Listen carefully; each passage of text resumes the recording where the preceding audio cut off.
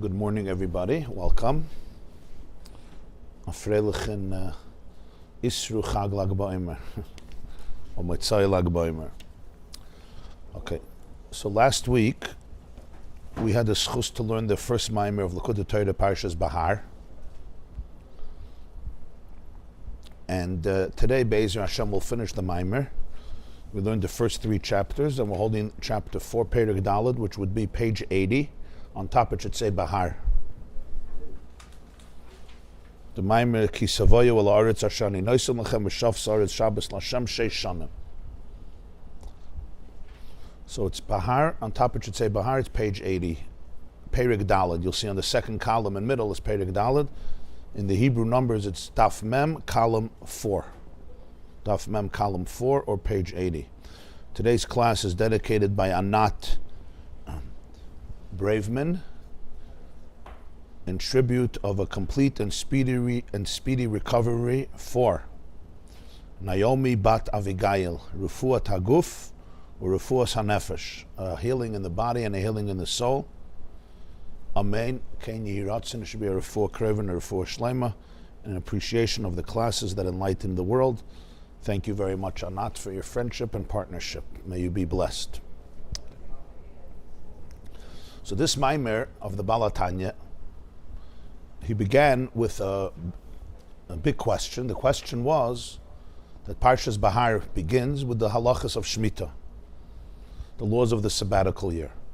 And the way the Torah describes it is, Hashem spoke to Moshe on Mount Sinai, and he told Moshe that Ki Savo'u al Aretz Ashani Noisem Lechem, when you come to the land, that's how Parshas Bahar begins, when you come to the land that I will give you, V'Shav Ha'aretz Shabbos Lashem, the earth should rest and experience a Shabbos, a day of rest for Hashem. And then the next pasuk he says, Shei Shanim Tizra Sadecha, V'Shei Shanim Tizmer Karmecha V'Saftas Tfuasam. For 6 years you should sow, you should plant your field, and you should prune your vineyard, your vines, and gather all the grain. And then on the 7th year, it's a year of Shabboson, it's a year of rest for the earth. You don't plant and you don't harvest, you don't own the fruit, it's ownerless, everybody can eat whatever grows on its own. And he continues with the laws of Shmita. So the Alter Rebbe asked a question that the order of the Psukim seems enigmatic. When it says Ki Savo'u al Aretz, when you come to the land V'Shav Sa'aretz Shabbos Lashem, it sounds like right when you come to Eretz Yisrael, you right away celebrate Shmita, you right away celebrate a year of Shabbos, but that's not the case. In order to have Shmita, you first have 6 years of working the fields. So it says, Ki Savo'u al Aretz, when you come to the land, V'Shav Sa'aretz Shabbos Lashem, Shabbos, and then 6 years you should plant, and the 7th year should be Shabbos. Pasuk should have said, when you come to the land, work the fields and the farms and the orchards for 6 years. Plant and harvest and sell and do whatever you do in your own field. And then on the 7th year, you let go, you relinquish control. The 7th year, the fields were ownerless and everyone could enjoy them equally. The owner, together of course with his family, his servants, but also anyone else. Jew and Gentile alike, and even animals. You weren't allowed to fence in the field and quarantine it from access to other people. Everybody had equal stake in it. It was like 1 year where you just let go. So that was only after 6 years. That was the question. This question he's going to come back to now in Perek Daled. In order to address this, the questions are just the opening, and then it goes off on the subject of the Maimer, whatever the subject is. So in this case, he began with the pasuk Kol Doidi Doifik. Pischili, Achoisi, Rayasi, Yoinasi, Samasi. That Hashem tells Knesset Yisrael, open up a window for me, open up the wall, open up the heart, in order that you should be able to experience yourself as Achoisi, as my sister, and Rayasi as my shepherd, or my spouse, my wife. And the reason is because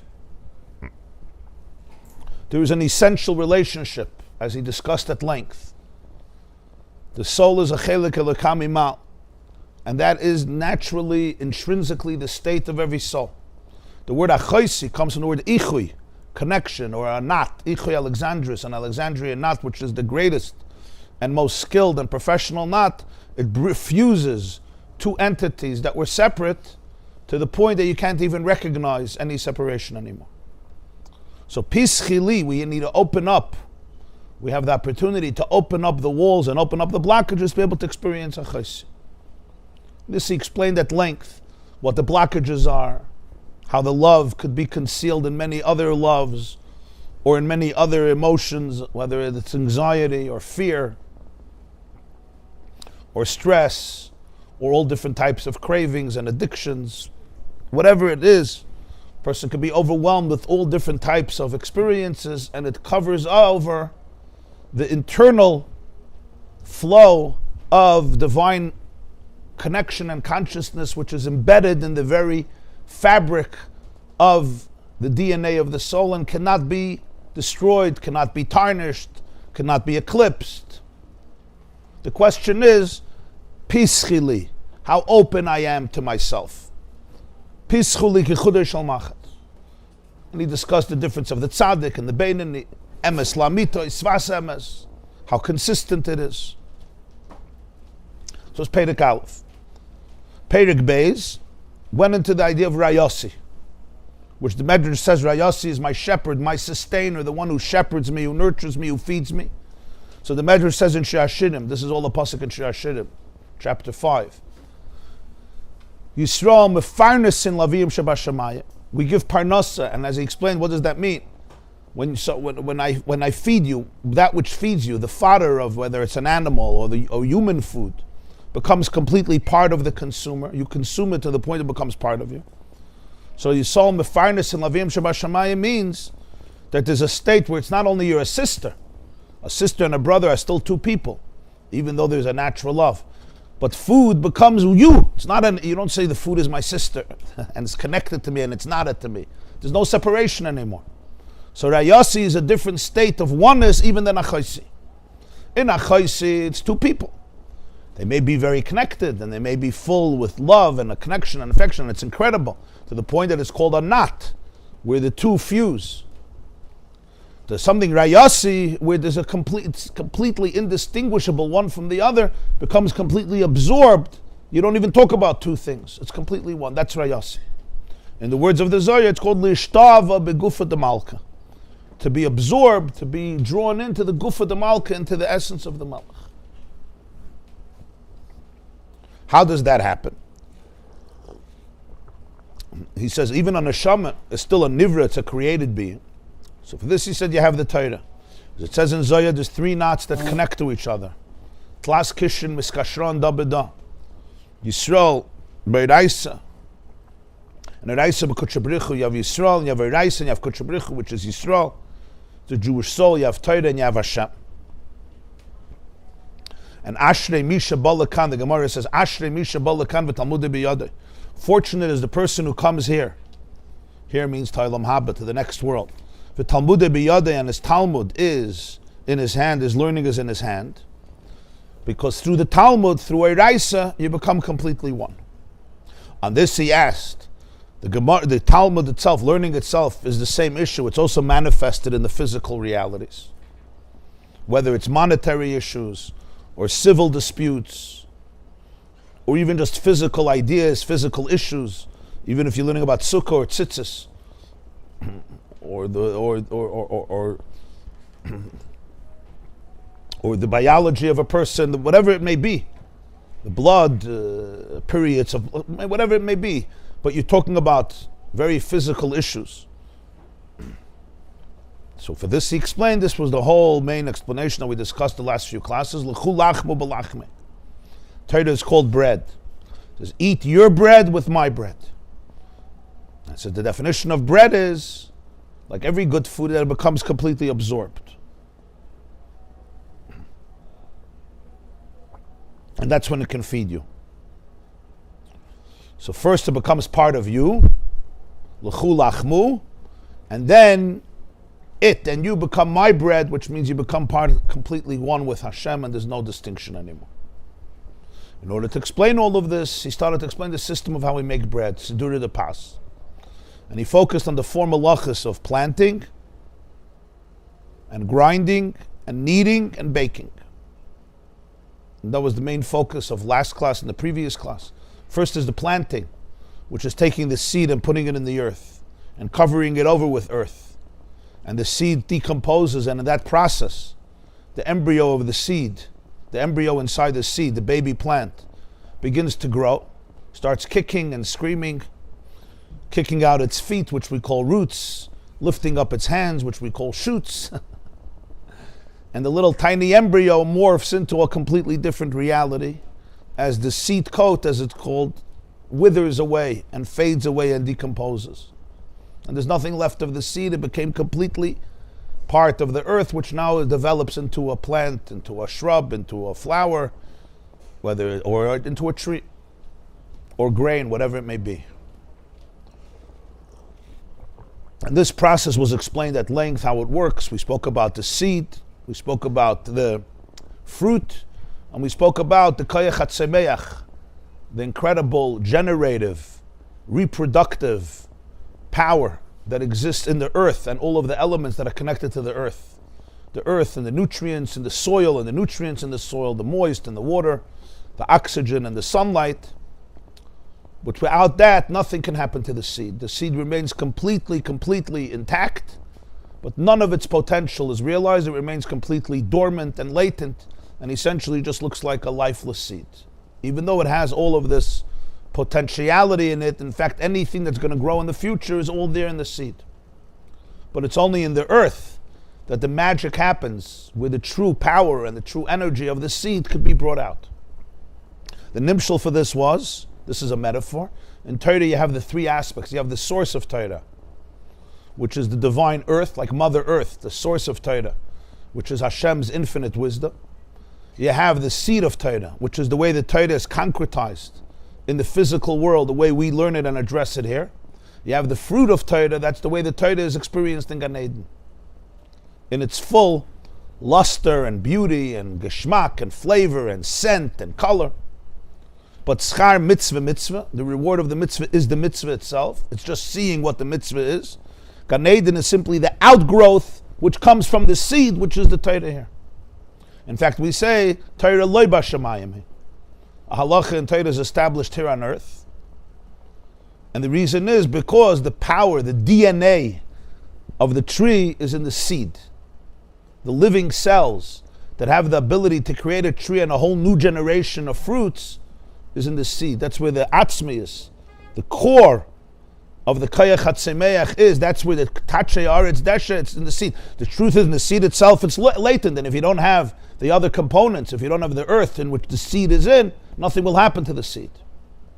The same is true with Torah. That when we learn Torah here, Torah may be addressing something very physical. But when I put it into the earth, when I align it, when I connect it to its true source, the koyach hatzemeach in the earth, the divinity, brings out what the seed is. To the two become one, and this is what creates the whole Torah in Gan Eden, is char mitzvah. That was the main nekudah. And it was approach how to learn. Somebody says, I only have the Torah, they don't even have the Torah. In other words, if I only look at the garment, I say there's nothing else besides this most visible external part of Torah. I don't even have the real Torah. Like you look at the seed, you say, oh, it's just a seed. You put it on your shelf, you put it on your windows, you don't even have the seed.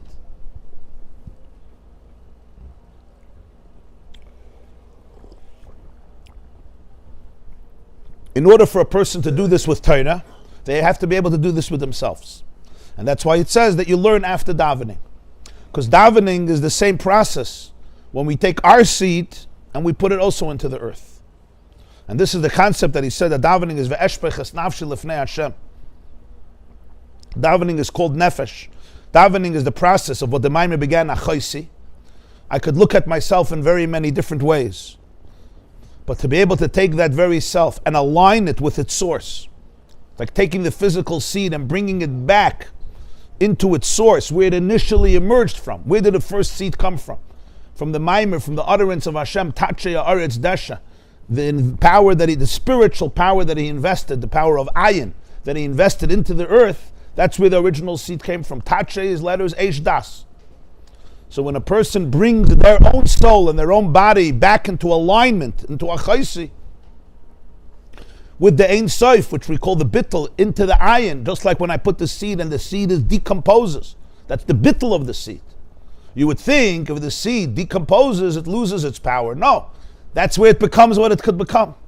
That's the power of bittul. Bittul doesn't mean you nullify yourself to the point so now you're a nobody.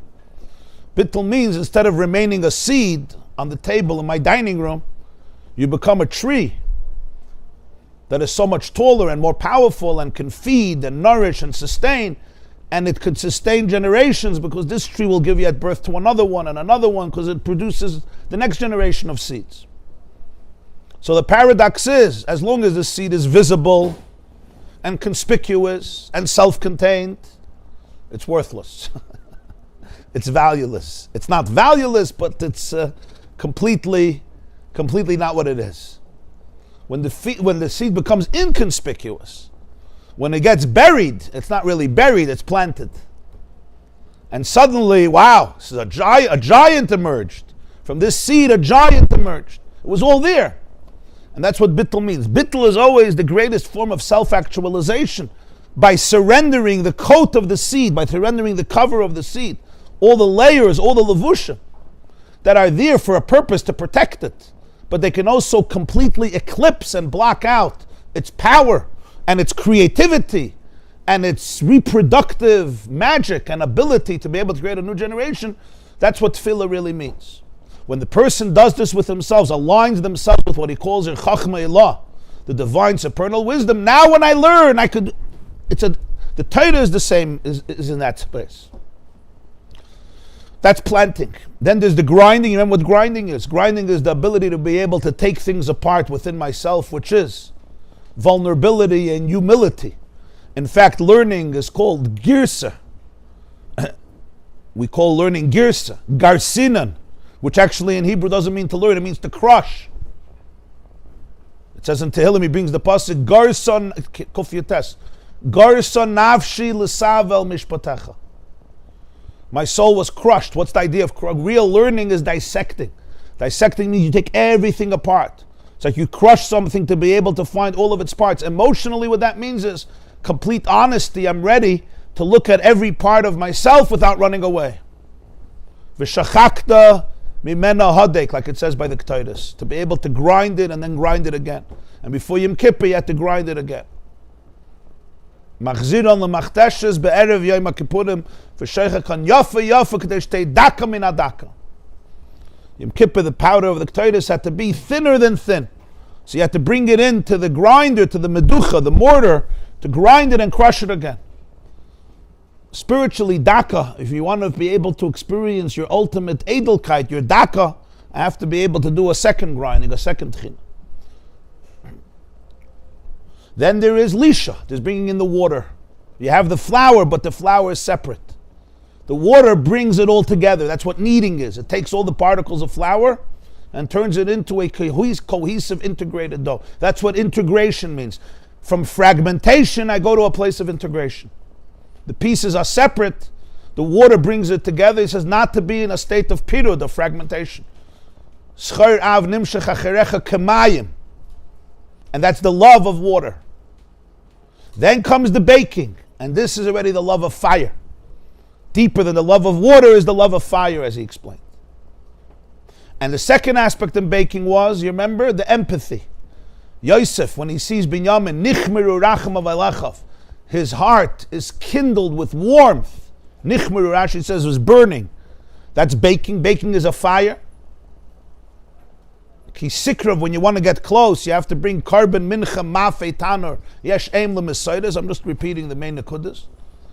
So Yosef HaTzadik, representing every Jew, has empathy. His heart is kindled with warmth when he sees Binyamin, who was named Binyamin by his mother. The name is Ben Oini, the child of my grief.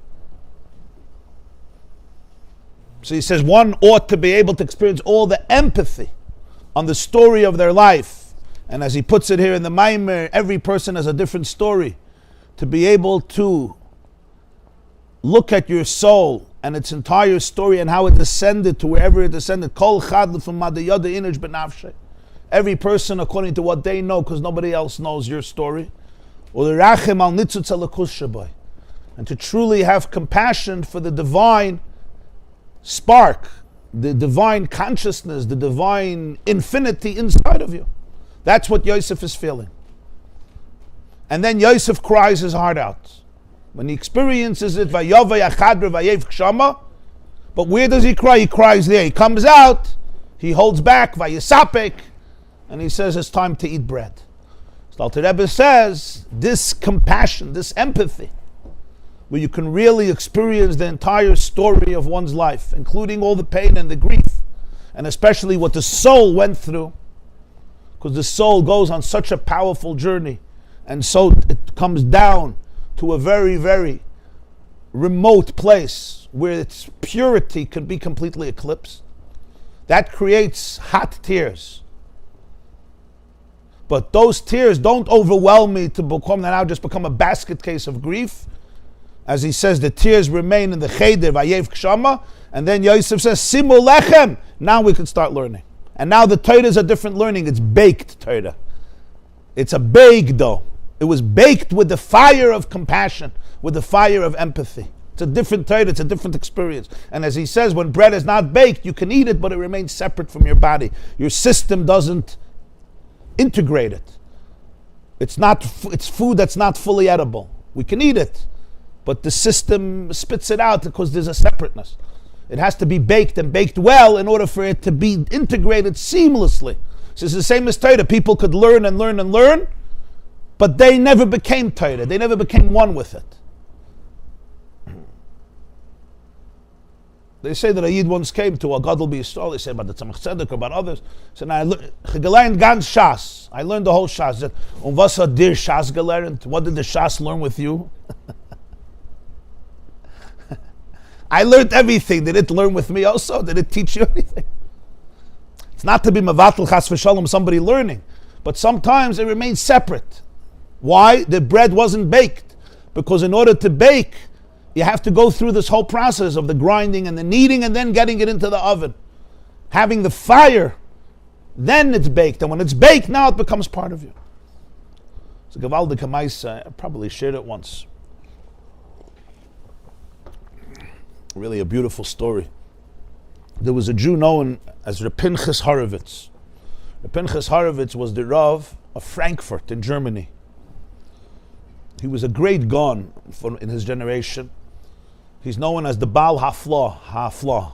He wrote a commentary on Maseches Ksuvos. It's called Hafla. Hafla is an acronym. Harav Pinchas Levi Ish Horovitz. Hafla. Rav Pinchas Levi Ish Horovitz. They were Leviim Horowitzes. His brother was Reb Shmelka of Niklasburg. He also wrote a sefer from Maseches Kiddushin. It's very famous in the world of the yeshivas. It's called Sefer HaMakna. On Kiddushin from last week's Haftarah, and on Ksuvos Hafla, he wrote a commentary on Chumash. It's called Ponim Yafis. It's a very special commentary. This is the Baal Hafla, Reb Pinchas Horovitz. In the introduction to the Shulchan Aruch Harav of the Balatanya, the children write that it was he and his brother who really motivated the Balatanya to write the Shulchan Aruch. They both became students of the Maggid of Mezrich. Now, Reb Pinchas was one of the great Goyim of the generation. How did he meet the Maggid? So he was going, that's what they say, he was going toward the Torah. He was going to travel and he had to pass either Ravna or Mezrich. These are cities in Ukraine where the Maggid lived. So he decided he'll go into the Maggid of Mezrich. He heard about it. Rabbeinu Dov Ber, the successor of the Baal Shem Tov, to visit him. So he went into him and he spoke to him, and he wasn't, as we say, he wasn't so impressed. So the Maggid, when he finished talking to him, he says, before you leave, if you can go into the shul, there's a Jew there who's sitting on the oven. You know, in the winter, they had these ovens, and people would sit on the oven. That was how it was built. So there's a Jew there in Talis and Tefillin. He's on the oven. It's kedai for you to talk to him and learning. Reading and learning. Fine. So he goes, and there's a Jew in the oven over there with Talis and Tefillin. It was in the morning. So he comes over to this Jew and he says, your Rebbe said that I should talk to you in learning before I leave. So he says, you sure you heard right? It was me? Because I'm not a big learner. There's nobody really to talk to. He says, yeah, he said I should talk to the Jew in the oven with Talis and Tefillin. What are you learning? He says, I'm learning Maseches Brachas. He says, you see, even the Masechta that I learn is it's a more simple Masechta. Or at least it looks simple. It's not so complicated. So he says, what are you learning? So he was learning brachas. I think it's Daf B'Mzayin. The Gemara discusses over there that so machlokes Reb Huna and Reb Nachman. The Gemara says there that, if I'm not mistaken, that Aron v'tisha mitztarfen. It's talking about a minyan. So he says if you have 9 Jews and an Aron, an ark, so they could combine for a minyan. So Reb Huna tells Reb Nachman tells Reb Huna, v'chi Aron gavrahu. Understand? An Aron is a person. V'chi Aron gavrahu. An ark is a person. What's this thought? 9 and an Aron. So the Gemara explains not what he meant. A whole sugi over there. So this Jew tells the Balafla, he says, this is what I'm learning. He says, no, what do you have to say? He says, I don't understand this Gemara. He says, what don't you understand? He says, what's even the thought that Tisha V'Arim Mitztarfen? Like, Aron Gavru is an Aron a person? Yeah, duh. Like, when you ask a question on something, it means there was a thought process. And now I'm asking a question. Asking a question doesn't mean the whole thing doesn't make sense. If it doesn't make sense, what are you recording it for? There has to be a wisdom here. And I don't understand. What was even the Hava Minna that you have an ark and that's mitzvah to a minyan when it's not a person? This is what he asks the Balaflo. The Balaflo says, ich weiß nicht. I don't know what the Hava Minna was. So this Jew says, I'll tell you what I think.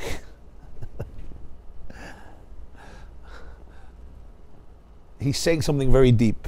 He's saying, Tisha V'Arim Mitztarfen. Sometimes you have an ark. The ark is a person.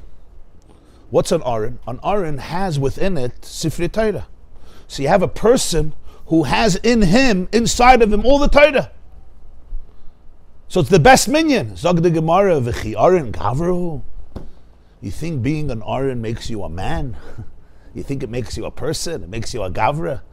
I can have all the Torah inside of me, but I am still unchanged. Nothing happened. V'chi Aron Gavru. You think on Aron makes you a Gavra? It gives you information. Doesn't transform you.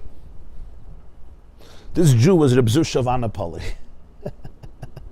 The Rebbe Reb Zusha, the Balafla says, this is how they learn Gemara here. He said, yeah, he stayed. He became one of the biggest students of the Maggid. So that's mamish this nekuda. Yeah.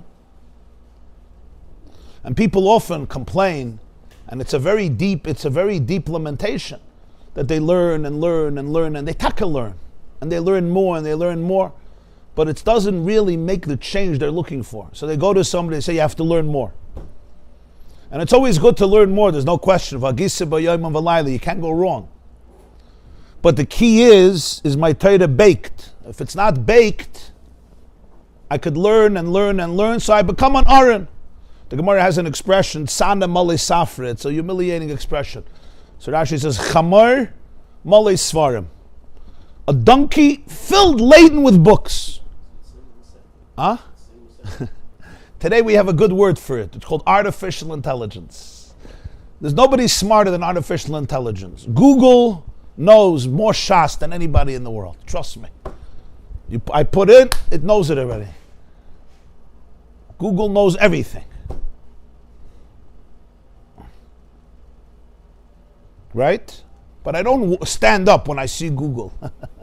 I sit down. Yeah. What's the nekuda? The nekuda is I could be tzana mala safri. It's like I have an aron, I have a bookcase. This bookcase has a lot, but I'm still a bookcase. It's a gewaldige inyan, but it's a whole different level. In other words, in order to change me, the Torah has to be able to speak to my nervous system. It has to speak to my body. It has to be integrated. And for years and years, we're learning, but it's not me. The Aron is Nishkan Gavra. And that's why when I go out of the learning and I get triggered by the experiences of life, especially by people close to us, it's the same mitzias that was there before. Nothing happened. Why? Because the language of translating information from the mind into the body goes through the nervous system. And as long as we don't confront that, as long as we don't integrate it into our cells, into our DNA, into our bones, It's a different Torah. It's an Aron, but Aron is nicht kein Gavra. So that's the whole process we're talking about. How do you turn it into something that's integrated? For this, you need a plant. For this, you need a grind. For this, you need a knead. And for this, you need a bake. And then, it can become part of me. And that's pshat what he says, Asher Misha Balakan v'Talmudai biyadai. It's inside. It's inside of me. It's not just on top of me. It's not just information that's stuck. I could repeat. It's integrated. It's one.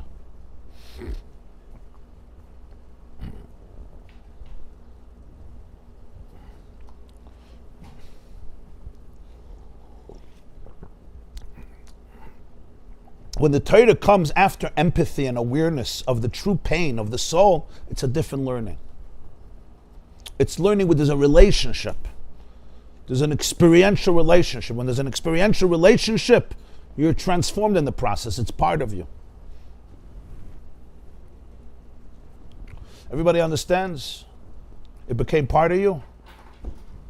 Okay. Wow, everybody nodded. I want to give a compliment to this class. I got an email this morning or last night. Somebody who lives very far away, but they listened to the morning classes. And they wrote to me about last class. Last class we learned about, remember, the kneading and the baking and Yosef and Binyamin and the grief and the Rachamim and taking stock of your soul. So somebody writes to me about the class. He felt the energy on through live stream. I guess some people are very sensitive.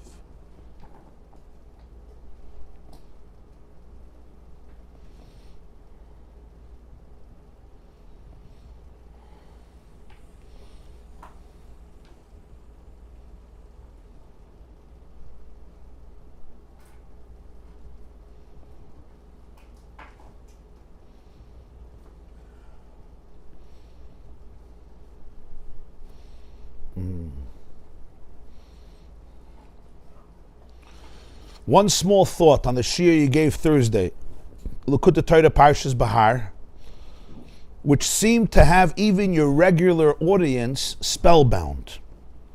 The vulnerability and humility you described when somebody is grinded, when we bake, followed by the intense connection, eating of the bread, is exactly the feeling which some of us, normal ignorant Jews, could have had and had when we performed even a half-baked mitzvah. That's the way we were brought up. The Yiddishkeit I was brought up was an inch wide, but a mile deep. So deep, we knew very, very little, but there was a sincerity and authenticity. The connection was so emotional, even if the details by us were questionable because we were so ignorant. It has been a long struggle for me to accept the difficulty experienced. Once I became a full Shomer Torah mitzvah, when it comes to this subject of having any real emotional connection. This Maimer is doing a great job on me too. There just seemed to be an aura at the end of the class. You taught for 2 hours and nobody wanted to leave. It felt like there was an atmosphere of acceptance, bittul, wonderment in line with the Maimer. Of course, I'm sitting here in Manchester, so maybe I'm misinterpreting everything. I'm just telling you what I felt. I always find the seed mashal so powerful. When you add the earth and the baking of the bread, it's so direct. You see, people tend to feel the need to stay put together, but we all end up stuck behind a false facade. It's the price we pay for being put together. These Maimarim give us permission to melt down and disintegrate in front of everybody else, in the aim of finding a deeper inner truth, connection, and purpose. This is very empowering. If the penny drops and the audience willing to let everything go, it's very empowering if the penny drops and the audience becomes willing to let everybody go. My perception from afar was that this shiur and this maimer succeeded. V'ha'asimon nafal. How do you translate that? We hit the jackpot of vulnerability. And this is what this holy Jew from Manchester writes about the energy he's feeling through live stream.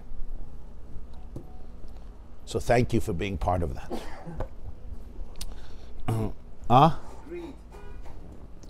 Perek Dalet. Ach koidem sheyilmoid tzarich gam kein b'chinas bolikan. But before you're learning, you have to show up. There has to be a you showing up. Ashrei mi, again, the Gemara in Pesachim Daf Nun, Ashrei mi shebolikan v'talmudei biyadei. Yeah, the learning is in my hand. It's in me. It's part of me. It's inside of me. It's not just outside of me.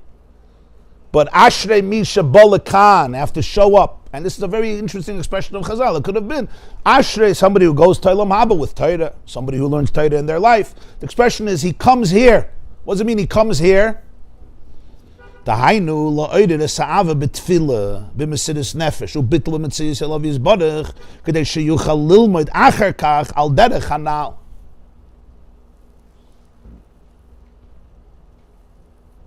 Davenning, that's the learning that's divorced from davening, completely cannot experience this type of learning. Because what is the real concept of davening? He says davening is balakan. It's me showing up, coming here. Where's here? Here means coming into a space of Ein Sof, coming into alignment with the source of existence. It's taking my seed and gently putting it into the earth, even though the seed is getting covered up. It's disintegrating, but this is the type of disintegration that is the healthiest thing a person can do. And that's what he says.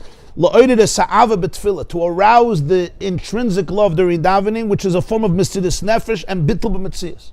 Bittul B'Metzias is what happens to the seed. The very Metzias opens up and surrenders to the earth. And in that process, it's transformed into another entity. When I look at a tree, I don't say, oh, there's the seed. You don't see the seed. But you see so many more seeds that come from it.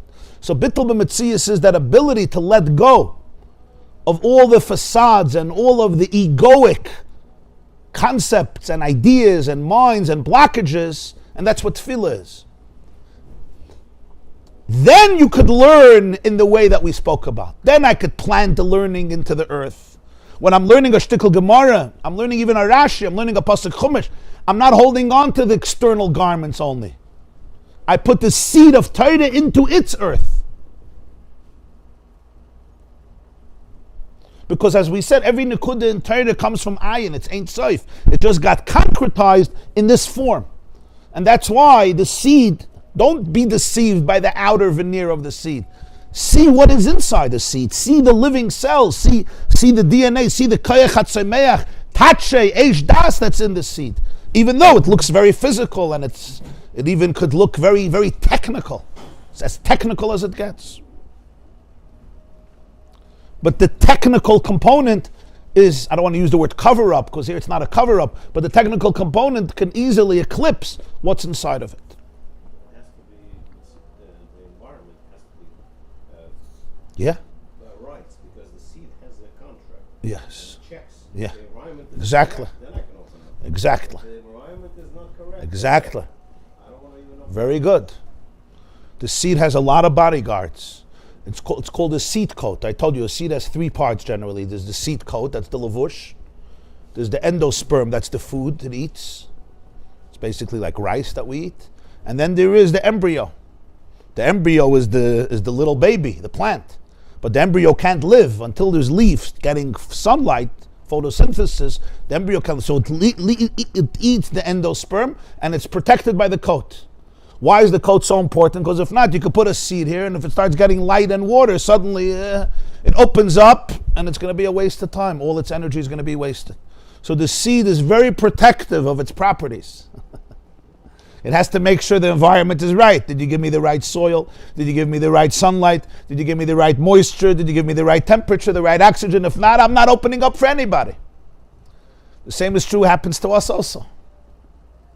The seed must have the right environment, huh? That's the biggest surprise for the system. That's true. If you put the child, the seed, into that, and it's not the right environment, he's going to spit it out. He will never open up. It's very true what you're saying. That's why one of the most important parts of education, both in a home and in a school, is safety. I was speaking to Rosh Yeshiva. He runs a big school, a big yeshiva, a mesifta. And I said, in my opinion, the first thing you have to look on every child that walks in, every bacher, it's for teenagers, every bacher that walks in is, are they feeling safe? He says, they're 25 years, nobody ever says that. I said, if you're not feeling safe, no seed is going to open up. Think even in terms of your marriage, you're having a conversation with your spouse. If you're not feeling safe, you're not going to say anything real. And the same, she won't say anything real. The same is true with anybody, with a friend. This is even a 50-year-old man. You're not going to say anything real. You're talking about a 16-year-old kid? He's not going to say a thing about his life. Safety, safety. How do you create safety? You need sunlight, you need warmth, you need water, you need oxygen, you need humility. That's what earth is, bittul, right? You create a safe environment. Now suddenly you'll see that this seed is incredibly powerful. But it was protecting itself. Now sometimes educators or parents get defensive. And the more defensive we get, the more the seed protects itself, the more it closes up. You start shining light and you put in the right environment, it opens up. You know, sometimes you speak to teenagers, they give you this rough attitude as though they're indifferent to everything, right? After 10 minutes, they melt away, they start crying. You pour a little water, they're crying. They're not harsh. The seed is not harsh. The seed is just trying to survive in a very difficult world. And there's a reason is because he knows his potential. The soul knows the potential. If I open up my seed right here on this table, what's going to be for me? A bracha levatole. So in many ways, when we protect ourselves, it's not because we're only afraid or we're not interested. It's because we're actually protecting our power, our divinity. Thank God this seed does that. If not, seeds would open up everywhere. You wouldn't have a world. There would be no produce. The seed waits. Wait. I'm not going anywhere. I'm not giving anybody. It's sacred energy. This is God. This is Beide Pri'ez, Beide Pri'adam, Amoitzi Lechem and Aretz, Beide Pri'agafen. It's not child's play. This is a tremendous, thank you for bringing it out. Thank you for bringing out the seed. No, this is critical. So the Torah has that environment where it becomes transcendent. It becomes experientially transcendent and divine. Sometimes in people learning Torah, the ego becomes bigger. It's like about intellectual, gymnastics, and I'll show you you're wrong, and you'll show me I'm wrong, and then I'll become bigger and I'll be more honored. The whole experience is divorced from what it is. It's like taking a seed and framing it, and hanging it on the wall and blowing it up. It's like nebach.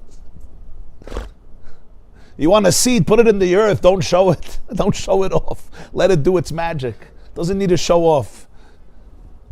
And the same is true with the person. So he says, Ashrei mi sheba lekan v'talmud biyada. For me to be able to learn Torah this way, I have to be able to have that relationship with my different parts. My seed has to be able to open up. That's why there can't be any relationship with the divine without a regulated nervous system. It's impossible.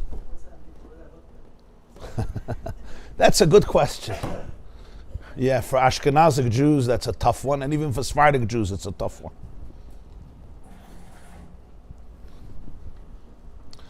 It looks like a seed that's safe. It has sunlight, it has water, it has oxygen. Basically, we have to sit here till Mashiach comes. Huh? We have to sit here till Mashiach comes. It's not such a bad idea. But the way I would put it is like this: when you're sitting a whole day learning Likkutei Torah, you'll know that Mashiach is here. The Rambam says what's going to happen when Mashiach comes. The Rambam says there won't be hunger, there won't be war, there won't be jealousy, and there won't be competitiveness, because goodness will be abundant, and all the delicacies of the world will be as common as dust. So now the question is, so what do we do all day? You can't kvetch. There's no dramatic news. So was tut men? So the Rambam continues, the occupation of the entire world will be immersed in divine consciousness. And he, by the way, not Jews. He says, Kol ha'olam, the whole world, all The whole world. Then he speaks about the Jewish people. But this is an interesting thing. The Rambam says this in Hilchos Malachim. This is the end of the last halach in Mishnah Torah.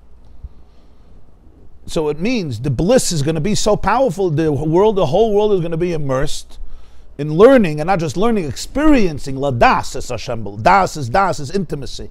Va'adam yada is chava. Das is not just knowledge. Das is the experience of it. Like in a mikveh, you're immersed in it. Like the seed is inside the earth. But the truth is, in all of us, when you're in when I'm in a regulated place, and there's a way that we have to learn how to do that. But now my body, my nervous system can be opened to information, to ideas. The Nefesh HaLekis has the full truth always. But the Nefesh HaLekis is not living in a vacuum. The Nefesh HaLekis is living inside my nervous system, inside my brain, inside my animal consciousness. So the Nefesh HaLekis speaks. But the animal soul turns to the divine soul and says, listen, you're not paying the bills. I am. Okay? You're not married to this person. I am. You're in heaven. You don't have to raise these kids. I have to raise these kids. You don't have a mortgage. I have a mortgage. Okay? Nobody insulted you, but they insulted me. Have a good day. Go dream. You understand? That's basically what happens to everybody. I don't to everybody, but to me and to some others. So the only way this can work is if the Nefesh HaLekis learns how to talk to the Nefesh HaBahamas. How do you turn that around? First thing is you have to be able to calm it down. In neuroscience, there's the prefrontal cortex, but when the amygdala is the fire alarm in our system that alerts us to danger. When it's sounding alarms, the prefrontal cortex shuts down. And there's a reason for that, because if danger is happening, if there's chas v'shalom a fire in a house, right, or a lion is attacking somebody, if they start thinking and contemplating too much, you know what happens? They'll become a lava malka. So that's why the system is, there's danger and you're in a different place. You shut down all the other parts. So in a real danger, it's very important that. But if I'm living like that 24/7, my Nefesh HaLekis can talk to my prefrontal cortex. If all I'm experiencing is danger, there's no communication anymore. That's what I mean by a regulated system. So when a person regulates themselves, it's a very deep experience. This is not external talk. Now I can introduce elikus. Now the Nefesh HaBahamas is actually, wow, it feels much better. That's what he's saying. The seed must be in a safe space. Then I could be balakan. I could come here fully. If not, it's not integrated information. I know what the right thing is. My Nefesh HaLekis knows. But the bottom line is, I'm angry, I'm jealous, I'm stressed, I'm afraid, I'm overwhelmed, I'm scattered, I'm all over the place, I'm fragmented. You understand what I'm saying a little bit? Are you regulated now?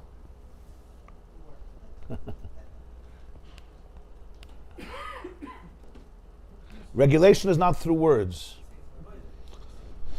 Yeah, I mean, today there's a lot of research on this, how we regulate ourselves. But this breathing is very helpful, meditation is very helpful, silence is very helpful. It's really acceptance, compassion is very helpful. This is the introduction to tefillah. If I'm in a place of chaos, it says in Shulchan Aruch, before davening, you have to stop and meditate. Why? Just say, who has time? You know. If you can get through karbonas, by the time the chazan, they give you like 29 seconds for karbonas.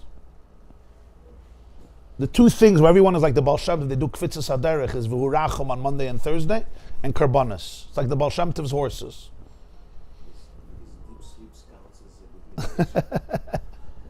Karbonas and v'hurachom. Nobody needs more than 60 seconds. Boom, next, kvitzas haderech. My point is, it says in Shulchan Aruch that before davening, a person needs to have his beinunus. We spoke before about the Chassidim Rishonim used to meditate 9 hours a day. Okay, we don't meditate 9 hours a day, but the point is, if I'm not in a state of regulation, all the spiritual wisdom of my divine soul will remain above me. It will not be able to be integrated, so my heart won't be able to open up. And all of davening is about opening your heart, living with an open heart. Living with an open heart means living with my joy, but it also means living with my pain. The price for closing our heart is we don't feel pain, but we also feel no love. And we have to make a choice. Do I live with an open heart and I experience my pain? But I experience it. I'm there. I'm integrated. I could look into it. I could go in and out and move around. Or I just close it off and I just have information. So let's get information. That's what he says. The Torah could be in me. The Torah is fed to me and it's all around, but it's not part of me. It's like eating food, and the food stays separate from the system. There's no digestion. It's not part of your bloodstream. Your body at some point is going to either vomit or eject it in the bathroom. Same happens, lahavdil, with Torah. Either I throw it up, that's what people do, or they just evacuate it. It's out of my system. Or I remain a fragmented person where there's information.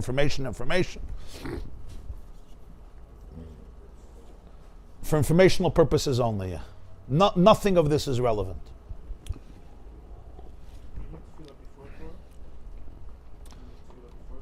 So sometimes you have to learn in order to be able to daven. Before davening, it helps to learn. But here he's talking about the Torah after the learning. When a person davens, then the learning after davening is a different learning. But I'm telling you that sometimes to daven, you have to learn before. But that's not what he's talking about here. So that's the safety. It's the safety for the seed to open up. So Ashrei Misha Balakan, and then V'Talmud B'Yadeh. Hanisker La'el. Al derech Hanisker La'el. In order to learn afterwards, in the way that we discussed how you learn, where the seed is planted into the earth, which is connecting the seed of Torah with the ayin of Torah, that learning comes after davening. Yes, Hanisker La'el, like what was explained above. Hanal is Hanisker La'el. What was explained, what was mentioned, or what was discussed earlier. And that's why it says in Shulchan Aruch, Mi Beis HaKnesses LeBeis HaMedrash, that the time of a person's shiur should be after davening.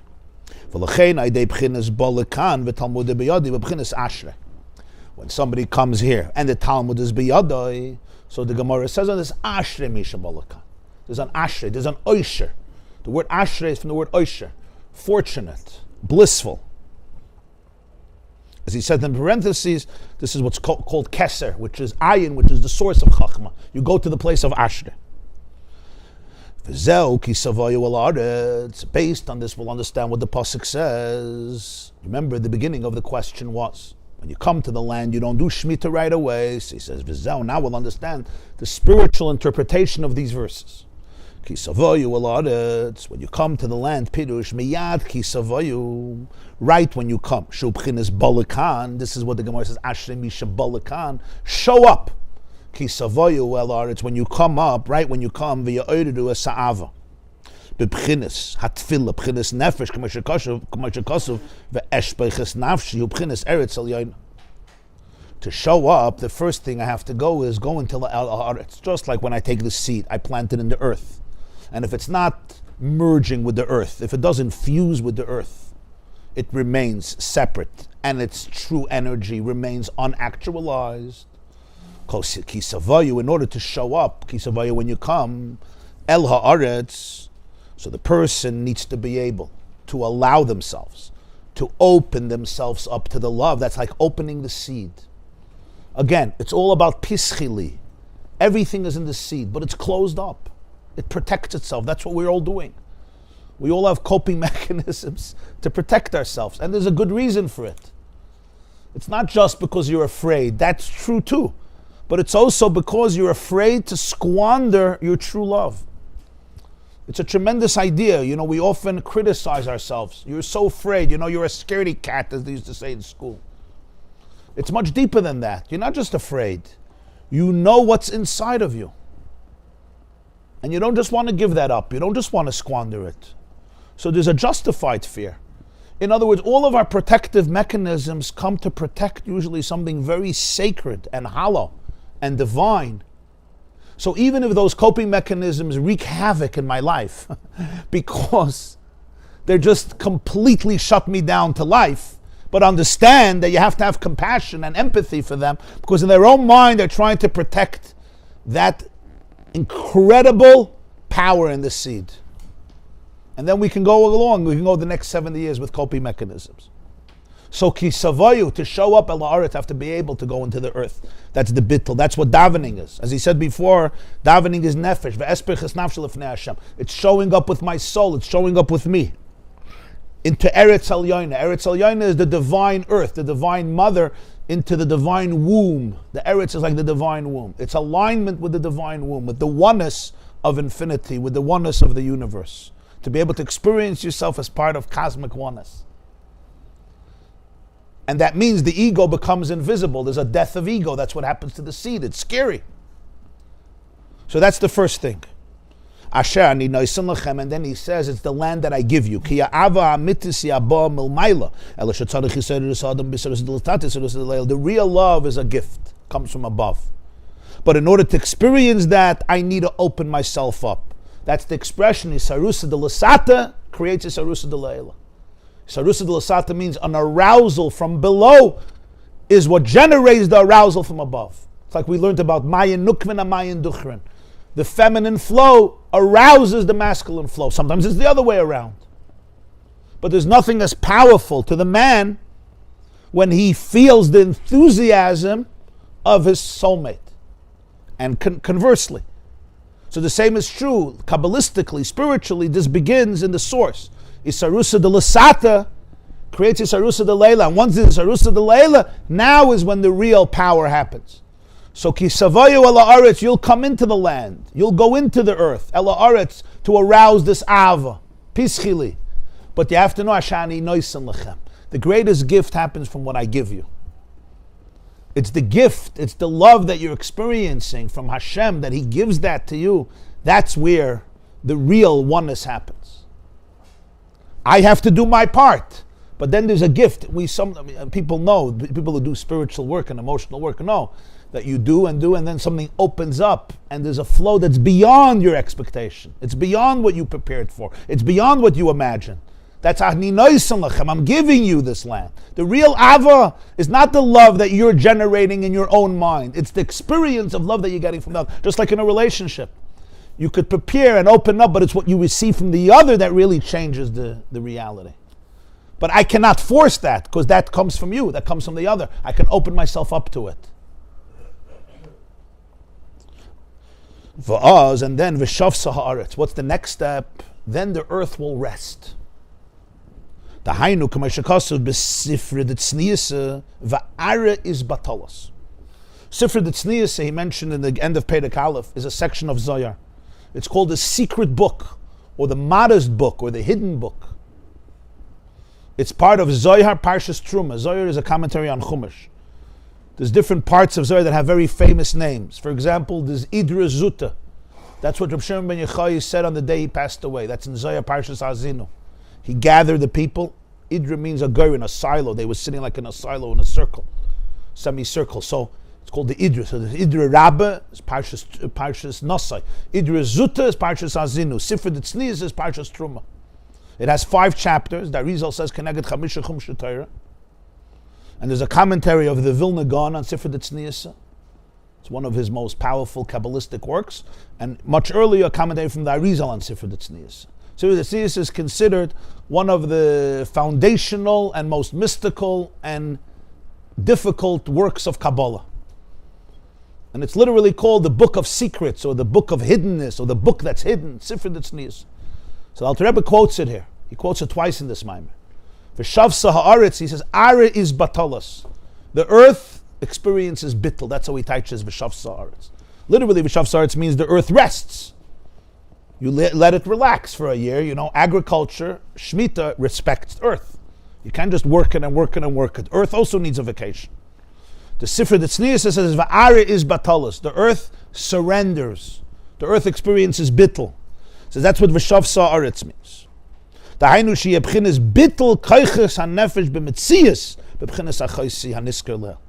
This is that the koiches hanefesh, the faculties of the soul, surrender and experience alignment. Their very metzias become subsumed. That's what we spoke about being a sister. Achoisi, the knot. the natural relationship of bittul, where I don't want to be seen, I don't want to be visible. In fact, any attempt to point to me is a distraction from the true me. It means I'm not in touch with myself. In very practical words, it means whenever I'm searching for validation, I need you to validate me, you to validate me, you to validate me. I need you to give a standing ovation after the shir, or at least a sitting ovation. I just made up a new term, a sitting ovation. You got my back. Yeah. Or you're looking for validation from your child, or from your boss, or from your spouse, or from your shviger. Good luck. Etc., etc. Right? All these things, which are human needs, we all have them. Or I'm looking for power, I'm looking for recognition. All this, it's the opposite of putting the seed in the ground. What is it? It's because I don't know who I am. It's because I have a deep, deep void inside of myself, and I'm hoping everybody will fill it. So I'm craving, and sometimes it's too intense, so I do the opposite. I just detach. I don't need anybody. I'm doing the same thing. I can't get it, so I don't need anybody. So now I b'chlal don't feel anything. Or I need a control. It's the same idea. I need a control. Why do I need a control? Passive aggressive. All these things is, I'm trying to be noticed. I'm trying to tell myself I'm a good person. Can't you give me a compliment for once in your life? We create a warm environment for you so you can actually open up. Yeah. The greatest thing the seed can do for itself is Va'ar is batalas. Bittul b'metzias is not the end of self. It's the birthing of self. It's the birthing of the real self. It's the death of the counterfeit self and the birthing of the real self. Isn't that a beautiful expression? It just came into me. Are you going to compliment me, Nechami, for that or no? The birthing of the real self is letting go of a self that never really existed, and that's why it was so desperate to compensate. The death of the klipa, exactly. The death of the coat, which is protecting, you let it go. And now the less visible, the better. The less attention, the better, because it's an inner connection with the divine, where the less you could see and I could see my eye, the much healthier it is, because it's a reflection of the infinite eye. You with me? So is you. Huh? I'm very much disagree. Okay. Not with me, with the channel. I'm just being a channel. Unfortunately, I'm more than you.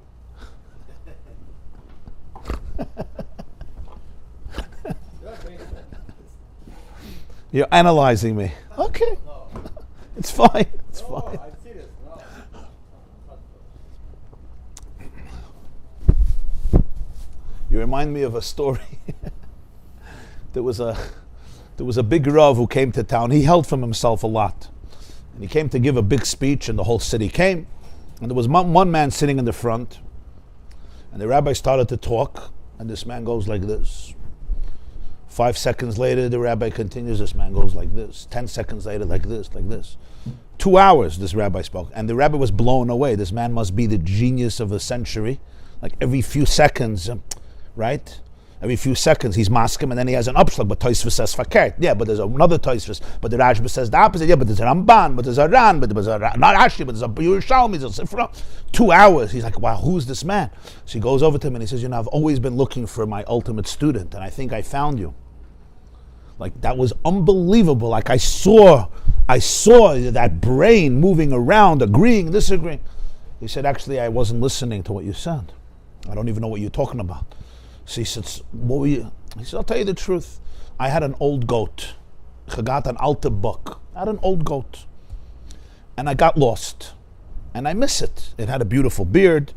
And it was a very loyal goat. And I don't know where it is. And then suddenly you stood up. And you open your mouth. And I'm like, yeah, this is my buck. This is my old goat. Then you said something else. And I'm like, no, my goat would never say something so stupid. Then you said something else, and I'm like, yeah, you are my buck. So for 2 hours, I was going back and forth. Are you my goat? Are you not my goat? Are you this? That's what I was doing. So the rabbi looks at him and says, what was the conclusion? So I have to say this in Yiddish. He says, a buck bist du, aber nicht meine. An old goat you are, but you're not mine.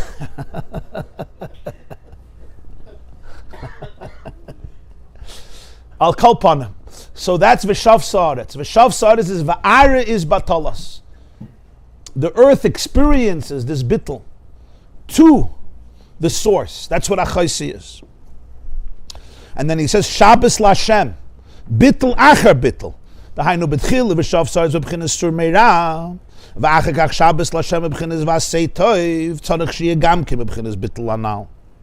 There's v'shav sa'aretz, there's the bittul of sur meira, staying away from anything that's toxic and negative. But then there's bittul also in doing good. Doing good can also be, sometimes guys, stay away from the negative, but doing good can also be with a sense of arrogance and haughtiness. So you need this bittul achar bittul. V'shav sa'aretz, and then a Shabbos Lashem, a bittul in the asay toiv too. V'achar kach, now you start planting.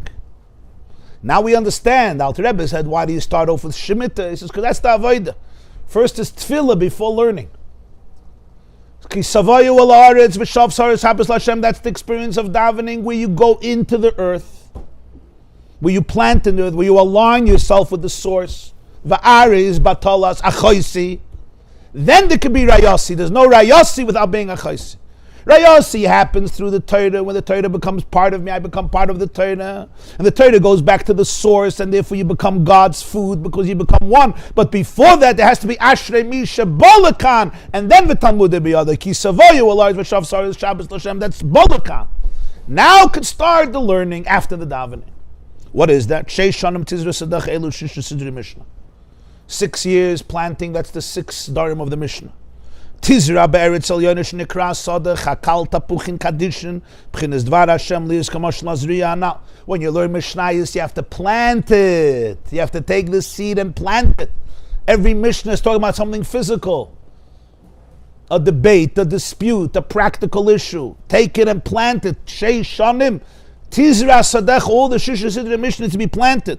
Where? In the divine earth, which is called Chakal Tapuchin Kadishin. Chakal Tapuchin Kadishin means a field of holy apples. The Arizal on the Siddur Friday night, right? Askinu du sudosad memusach emasa askinu doi sudosad the Chakal Tapuchin Kadishin.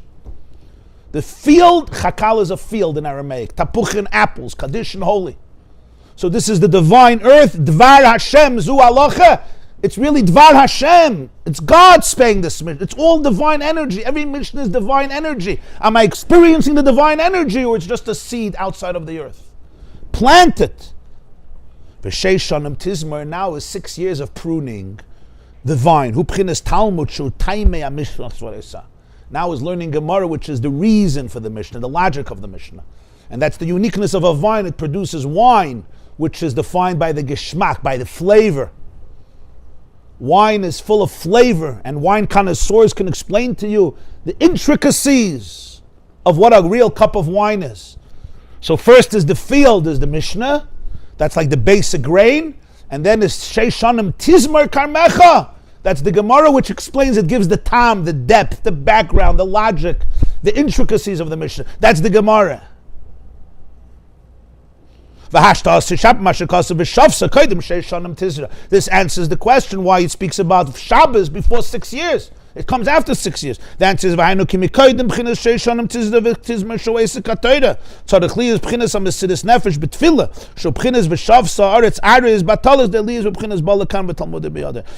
the 6 years of learning, which represents the Mishnah and the Gemara. First is the Mesiris Nefesh of Davenning, V'shav Sa'aretz, Ariz Batalas, Balakan, you come here, and then the Talmud biyada.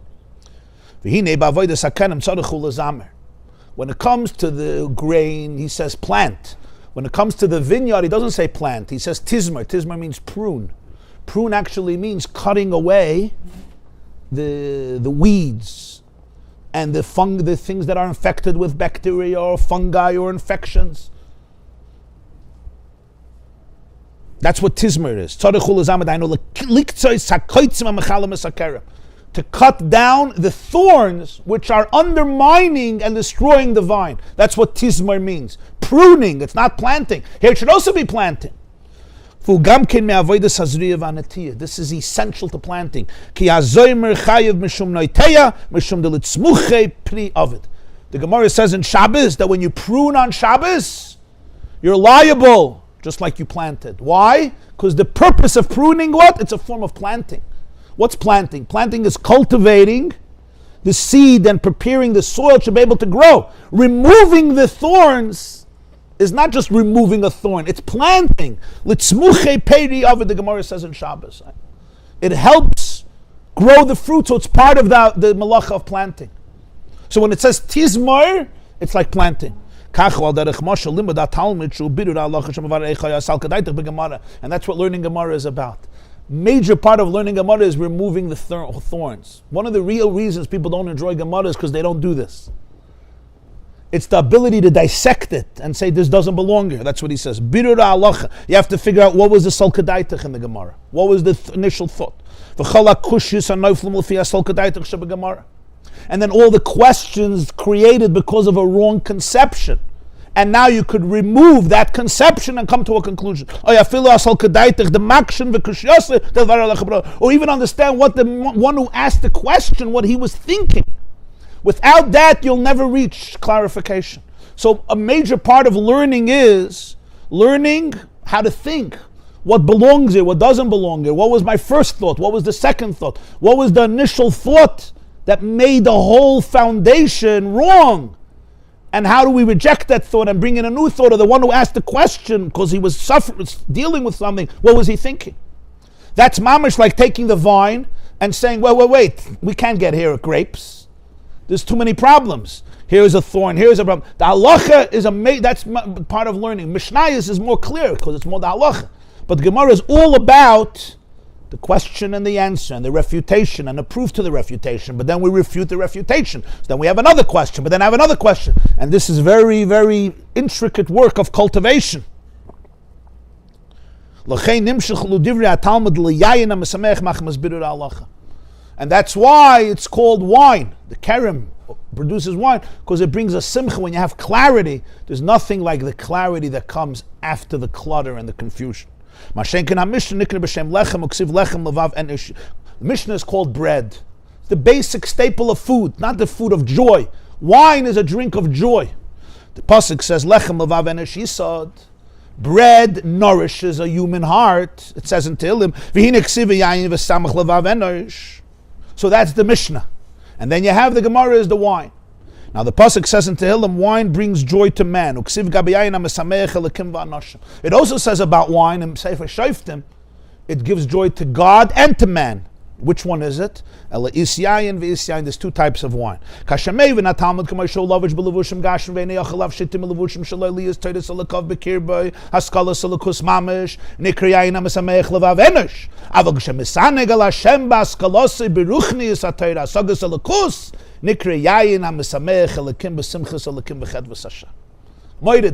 psukim about wine. It brings joy to human and it brings joy to God and humans. He says, depends how you learn Gemara. If you learn Gemara the way it's dressed in physical garments and you don't know how to divest it from the levushim, to experience the divinity in it, that it's haskalas alakus mamish, then it's wine that gives joy to a human being. It's just nice, great intellectual stuff. But when you experience the divine bliss, you delve into the ruchnius of it, the alakus, now it's yayin ha-mesamech elikim. Now you're rejoicing with God. It's the bliss of divinity. So there's two types of Torah, there's two types of wine. That's why there's two psukim, yayin yisamach levav enosh, and yayin ha-mesamech elikim v'anosh. And he finishes, V'hine ksiv ki kerem Hashem tzvayis beis Yisrael. The pasuk says that the house of Israel is a vineyard of God. Everything you do in a vineyard, you have to do in yourself, because you are the vine. Likkutei. You have to challenge your thorns. All those characteristics that come from my biological soul that's trying to survive. Kina, jealousy, sinna, hatred, v'taiva, cravings and addictions,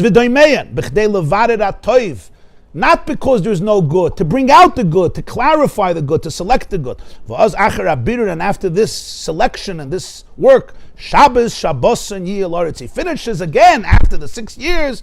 Now you have a Shabbos, Shabbos, and Yiyel Oretz, Shabbos Lashem. In the same pasuk, he says, Gimel Minei Shabbos, Shabbos, Shabbos, Shabbos Lashem. Neged Shloisha Minei Olam is Bria, Yitzira, Asiyish, and Isbara Mem Atov Lashem. For the 3 worlds in which you selected and you actualized the goodness and the divinity in these 3 worlds, because Atzilus is L'chatchila good, so that's V'shavsa, Ha'aretz, Shabbos, Asiya, Yitzira, and Bria.